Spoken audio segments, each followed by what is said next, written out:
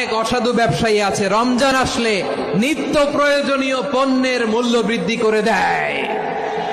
এরকম আছে না নাই? এগুলো করবেন না, মজুতদারি করবেন না, পণ্যের কৃত্রিম সংকট বাজারে করবেন না।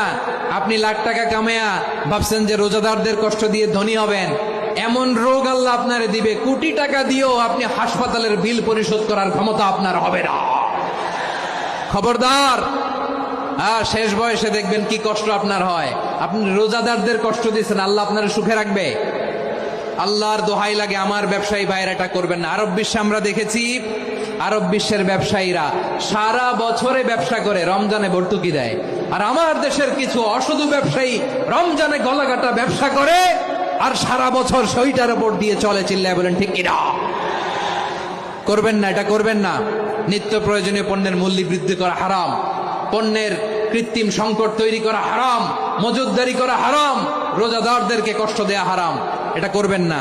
7 নম্বরে সর্বশেষ কথা, অধীনস্থ যারা আছে তাদের কাজের চাপ আপনারা কমিয়ে দিবেন। কাজের লোক, ফ্যাক্টরির ওয়ার্কার, স্টাফ, তাদের প্রতি যদি রহম করেন আপনার উপর রহম করবে কে?